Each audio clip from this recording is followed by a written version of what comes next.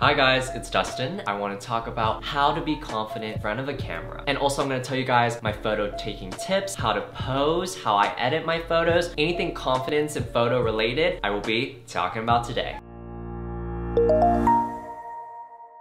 So first tip, you need to constantly be taking photos. Whenever you're out with friends, have them take a few photos of you. When you're out by yourself, take a few selfies. The more photos you take, the more comfortable you get in front of a camera and develop that skill and that habit. Also, if you're constantly taking photos, yeah, maybe not all of them will be winners, but a few of them will be winners. So you just gotta beat the odds. Next tip, accept how your face looks. I hate to break it to you, but your face is your face. It's not gonna change. And I say this because I feel like a lot of us only like photos of ourselves. We're like, oh, we look good in this photo, when it doesn't look like us. And what's the point of photos if you don't look like yourself? I used to Facetune my photos early high school, and a lot of my friends did too. And so I feel like most people don't Facetune their photos anymore, but if you still are, I would recommend not doing that anymore. Obviously, do what you want. I can't control you. But it's not gonna help build your confidence. When you Facetune your photos and then you look back on all your photos that are Facetuned, you're like, oh my gosh, I look so good in this. And then in the future, when you take more photos and you look at yourself and like, ew, and you hate yourself and compare yourself to your older photos, it's because your old photos are fucking fake. You didn't even look like that. You Facetuned yourself to look like that. I say it's okay if it's minor fixes. Like if you got a zit that day, smoothen that out. Like that's fine. That picture is forever, but acne is not. So it's understandable. Or if you need to edit something out in the background or edit like a stain out of your clothes, like that's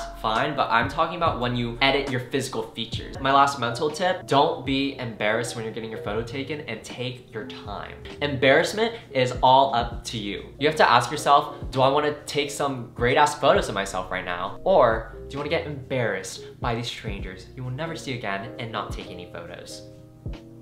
It's up to you, just saying. Next time you get your photo taken and there's people around, just relax. Take your time to pose. Check if you like the photos. Have your friend take more photos of you. Act like no one else is there. Now I'm gonna show you how I edit my photos. So I've gone through a lot of different phases when it comes to editing. As time passed, my style and what I like changed. I used to really love heavily editing my photos, and now I've kind of pulled back a little bit, and I actually am more into just natural looking photos now, very minimal editing. Sometimes I don't even edit my photos at all. So I'm just gonna show you guys how I edit my photos presently. So first things first, I crop and change the perspective if needed. This is what I do first to kind of prep my photo to see what, I'm gonna actually be editing, what the photo's actually gonna look like. So I just edit directly on the Photos app. So first I'm gonna change the perspective and stretch the photo out a little bit. This is a really useful tool if you don't like the angle the photo is taken at, and also if you want to elongate your body and make yourself look a little taller. It's especially good for my short kings out there,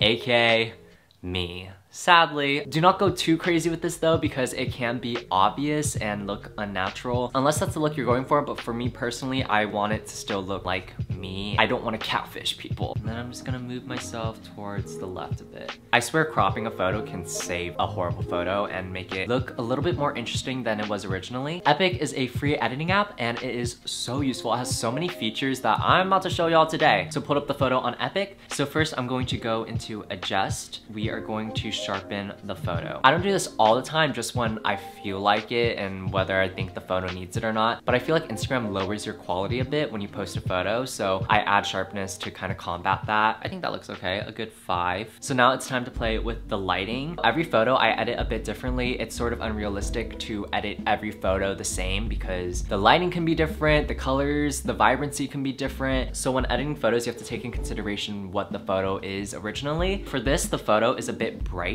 for my liking, and I tend to like my photos a bit more flat. So I'm gonna go into highlights and turn it down to about like 20. I try not to go too overboard with the levels of editing. I usually never go past like a 30 on any editing feature, but depending on the photo. So I'm just gonna start with 20. That looks like pretty good to me. And then I'm going to go into shadows. Maybe a good 10 seems pretty good, or more, maybe a 15. And then I'm gonna go into brightness and turn down the brightness a little bit, maybe by like 10. As you can see, there's a big difference. Here's the before, here's the after. It's much flatter and not as bright. After that, we're gonna start playing with the vibrancy and the color. This photo is a bit too cool toned for my liking, so I'm gonna go into warmth and turn that up a bit because I usually like warmer photos. I don't know why I don't like cool tone photos. It just seems very gray and eerie and not as comforting. I would like it to be more on the neutral to warm side. Also, when I took this photo, it was midday, so the lighting was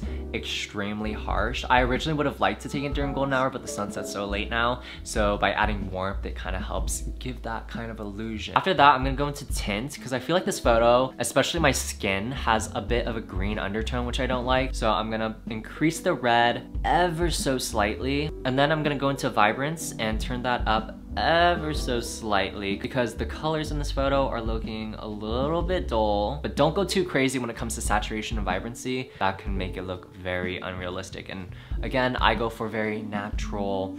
Oh, I didn't even edit this photo. So that's pretty much it for my editing process when it comes to actual like colors and lighting of a photo. But now I'm gonna show you guys the cool features of EPIK. This photo, I do have a little bit of acne. And like I said previously in this video, I don't mind editing out blemishes. Of course, there's nothing wrong with acne, and if you don't mind it, leave it in. But for me personally, in this photo, I'm going to smooth it out a little bit. So I'm gonna go into portrait, click skin, and there's so many different features. I'm gonna personally just use smooth and do the manual, because I only want to smoothen out certain parts of my face. Just smooth it on out. Also, I look a little bit shiny. Gonna smoothen this out.